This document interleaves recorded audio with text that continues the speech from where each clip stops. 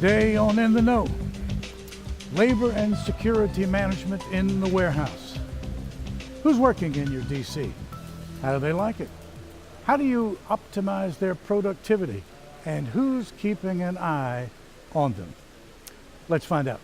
What we're claiming is that you need WMS-like capability, and we're going to call it supply chain execution capability because it's not just limited to the warehouse anymore. This goes in even to the retail store. So I need solutions that can make sure that when I make a promise that I deliver it, that I can provide immediate or very quick feedback through the order management systems right back to websites, to mobile computing, to tell people what's happening and to make sure you get it right. Even CEOs that are very experienced and thought they had an excellent handle on what was taking place inside their respective companies were shocked at some of the things that they found by going undercover themselves. Sometimes companies will come to us and they just want a general sense into how well their companies are being run. Is their management implementing the policies and practices that corporate has dictated? How is morale? Are there problems that they're not aware of that they should be? What about the level of productivity?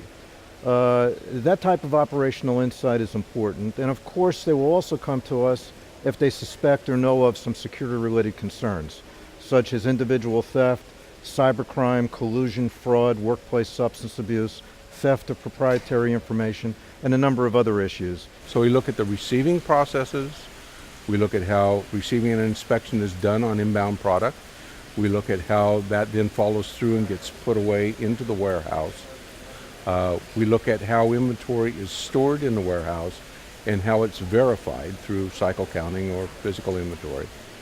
We look at the processes involved on the outbound side. We look at the way orders are picked, the way they're packaged or palletized.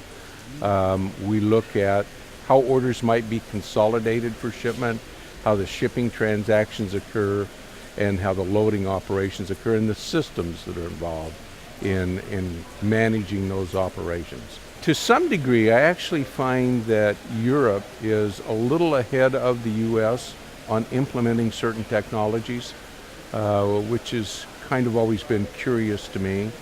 But in most cases, it's the same kinds of technology, the same even brand names of warehouse management systems or conveyor systems and so forth. A lot of that technology is shared globally, and that's kind of reflected in what I see. The old paradigm where the manufacturer would push produce to the retailer would dictate store hours, offers, pricing, promotion, level of service, that's all changed. If you think about traditional retail supply chains, manufacturer through the distributor, through their warehouse, through the store to the consumer, it's actually reversed. It's easy for a retailer to take an order online and say, well, ship it from store XYZ. But if you're running a promotion in that store or that region and you're going to run that promotion this weekend, you're going to have customers coming to your store looking for that product. But if I cannibalize it by fulfilling an online order out of that inventory that was slotted for that promotion, I'm actually causing some pain and probably not fulfilling that order in the most profitable manner. And that's really what we're working with our customers, really looking at profitable fulfillment. So I've got a crew of associates that I'm going to schedule to work in my stores. The ability for them to have their scheduling tools on their smartphone to dynamically change shifts, swap shifts, take days off, that sort of thing. Enabling workforce from a mobile perspective, labor planning is a big one. Inside the DC, it's really about empowering the managers and supervisors to be on the floor with mobile technologies, to be proactively resolving problems rather than reactive sitting back in an office.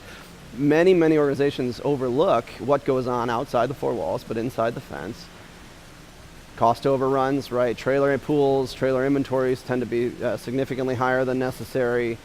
We see people with spoiled and obsolete inventory, especially in a lot of our food clients with real short shelf life products.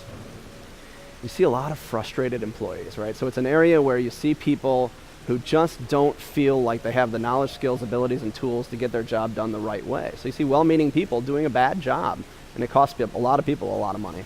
Just like in many other places, a lot of organizations have put a lot of time, effort, and money into things like labor management, right? Once you're inside the four walls.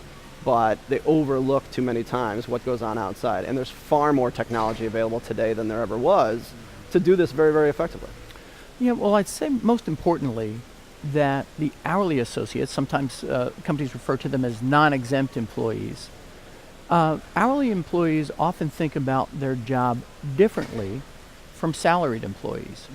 For instance, when we ask salaried employees what's most important to you when you're looking for a new job, it's often, do they like the work?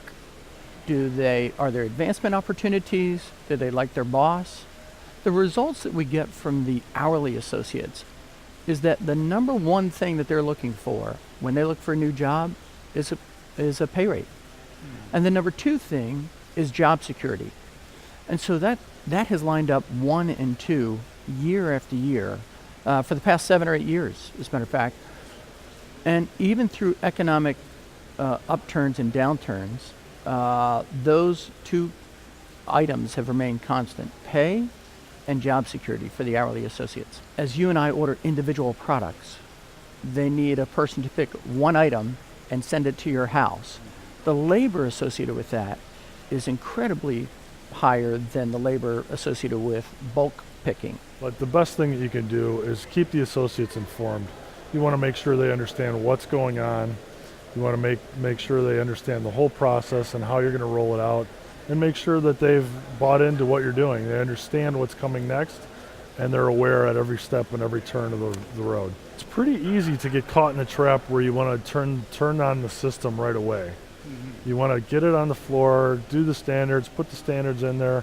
It's important to set the engineered time standards at a realistic level so that you don't have people trying to rush to do their jobs and cutting corners, and most importantly, doing things fast and forgetting about the safety aspect of it. Well, we like to say frequency is the road to severity, and if you keep having small accidents, at one point in time, you're going to end up having a big one. Many times we see clients will implement the voice system, and they essentially are automating what they are doing currently and not taking advantage of a lot of maybe the technology that's in the voice systems today that allow you to do batch picking or cluster picking or picking to a train of parcels at one time. Sure, they're fundamentally 4 specific areas. The first one, which a lot of people think of right off the top of their heads, is the equipment, the automation. What if a sortation system, something like that, were to stop working and they couldn't move product? The second major area would be software and information technology, the warehouse management system, the warehouse control system that's controlling all the automation. If those systems go down, difficult times are ahead. The third area would be facilities, because modern warehouses and distribution centers depend on things like electricity, compressed air, sometimes water, even sometimes special gases and things like that, refrigeration. If these systems don't work like they're supposed to, again, there's another problem. And then last but certainly not least is people. When there are, the people have to run the operation, and sometimes there are individuals that are the experts who know the operation, and if something were to happen to them, if the person that is the expert in one area of the operation were to not show up at work, how would that function happen in his or her absence? But inside a typical distribution center, it can be often sufficient to do an assessment of the operation, go through every functional area, and to specifically hunt out through these 4 areas: people, equipment, software and IT, and facilities. Where are our risks? Where are the single points of failure that could bring us to our knees? Well, there you have it. Information you can use. Information that puts you in the know.